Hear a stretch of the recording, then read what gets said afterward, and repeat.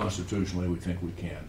There is a pension clause in the 1970 Constitution which basically gives, and it was the right thing to do, contractual status to membership in pension plans, so that after somebody has worked for a career, they can't have that benefit yanked away from them. Those now have contractual status, and what that means is that whatever you've earned under the contract, you get to keep. Nobody can take anything that you've earned away. If you've retired, you keep the pension benefit without reduction. If you're midway through a career and you've accrued so many benefits, you get to keep those. But prospectively, it can be feathered down, which is what the private sector has had to do. In the private sector, we respect contracts too.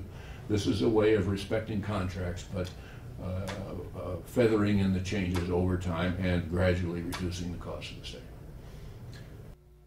The Constitution is very clear. If you are hired under a specific set of rules by the pension plan, you get to retire under those rules. There is no signed legal opinion that says otherwise. And if you further cut the benefit, you look at the teacher retirement system and other comparable pension systems around the country, we are right in the middle. There's nothing extravagant about our pension system as compared to any of the others. To shift and even think of changing our pension system to include Social Security would be an additional burden to the school districts to a tune of almost 7% overall increases that they don't have right now.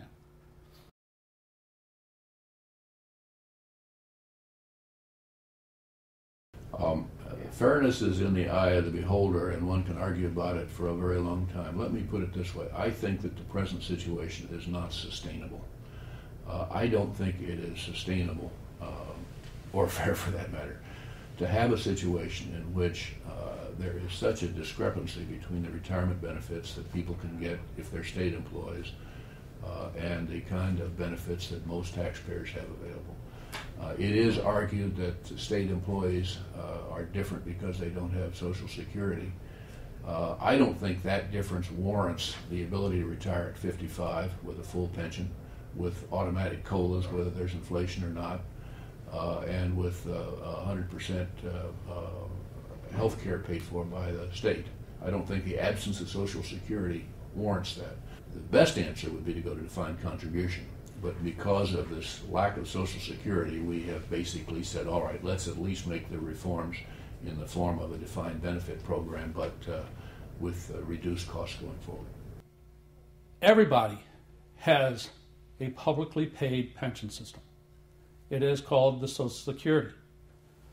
I don't, as a teacher in the state, and none of the teachers in the state are covered under Social Security. We pay into our pension plans by almost 10%, and we have paid that every year. The school districts have paid their obligation.